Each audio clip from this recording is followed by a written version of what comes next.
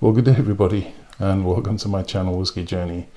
Today I've got another single malt Scotch whiskey review for you guys, and yes, this time journeying to Speyside and trying out this Benromach bottling right here. And this particular bottle is a Distillery exclusive, and when I visited Benromach recently I picked this one up. If you wish, you can check my whiskey vlog on that, where I give you a little guided tour of the Distillery shop inside. Okay. So yeah, this particular bottle, as I said, Distillery exclusive, only at the Distillery.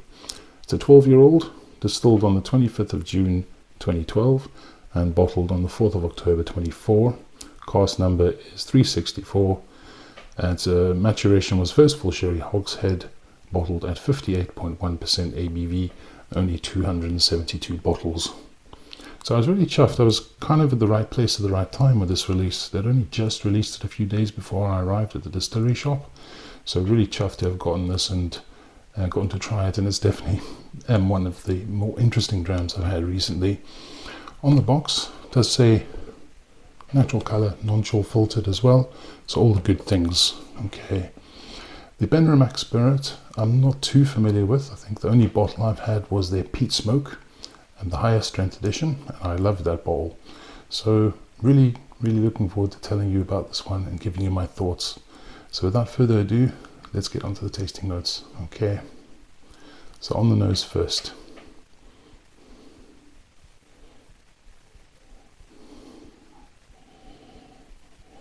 Very funky.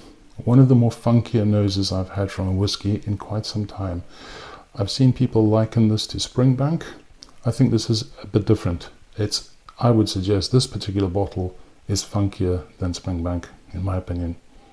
So loads of farmy notes, cow manure, most definitely. Very strong on this one. I think this is one you're either going to love or hate. Dirty, grimy, greasy. Almost like engine oil, that sort of feel to it, motor oil. Coal. Like burning coal, minerals, some chalkiness too. And underneath that huge nose, you get other notes as well. You get some fruit, oranges, red currants, some raisins as well. Along with that funkiness, you get a massive hit of earth as well. Deep earthy notes as well. Slightly vegetal as well. And almost a minty sort of style as well. Some mint there too. It almost reminds me of a cross between Springbank and Lecheg. That's kind of the way it feels for me. But that is a huge nose. I mean, it's a massive nose. And if you enjoy your funky drams, I can tell you right now, you will love this one if you manage to pick it up at all. As I said, it should still be available at the Distillery shop if you are around at all, but that is an absolutely fantastic nose. And I've let this bottle rest for a wee bit before I really dived into it, and it's just stunning. So definitely funky, guys, and very different to other spirits in my opinion. But let's just give it a taste and see what it tastes like.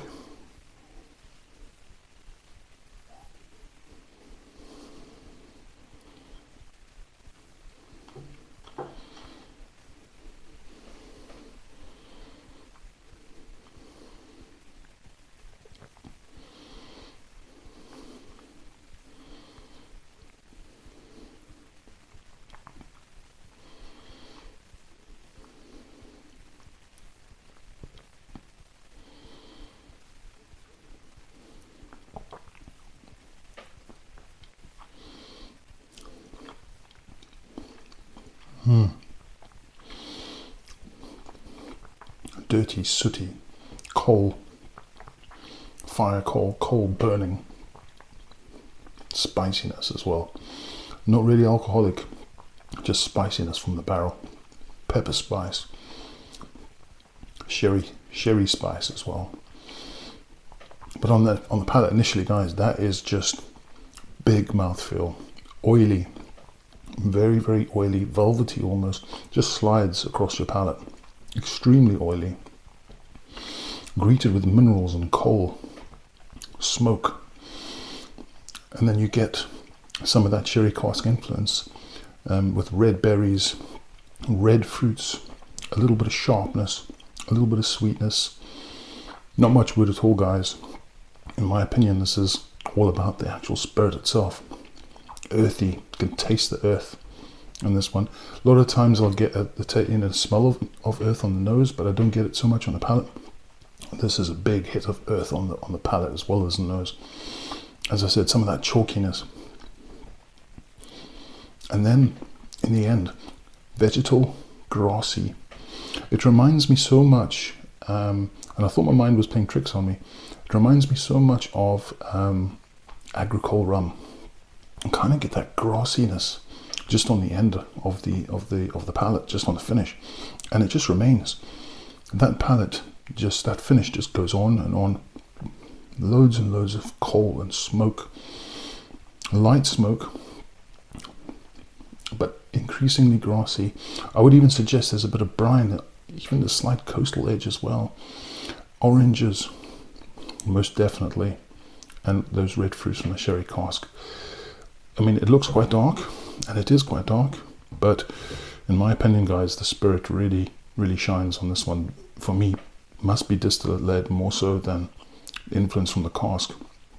I think the influence from the cask gives it loads of red fruits and some sharper berry notes, but the spirit is just mega strong and mega funky on this one, and it's a delightful bottle, guys. A really excellent bottle.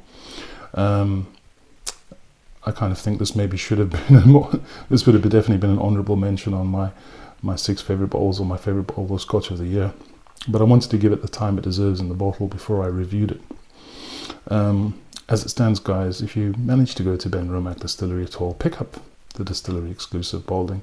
It might not be this one, but it might be something else. But if they carry on releasing bottles like that, I'll be there, and I'll definitely go there again and pick up another bottle, because that is unique, very different, likened to Springbank, obviously, but it's a different beast in my opinion, and loads and loads of farmy funkiness on this one.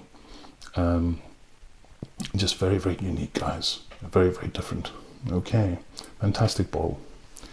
All right, guys. So yeah, that just about wraps up all my thoughts. I know that was probably quite a lot to take in, but what a great bottle. Fallen in love with this one, and the Benromach Distillery. Okay, guys. Anyway, guys, thanks for watching. And if you enjoy my content, then please like, comment, and subscribe. Let me know what your favorite Benromach is. Okay. But as usual, guys, not much else to say, except have a fantastic day. I'll see all of you again soon. Take care. Cheers.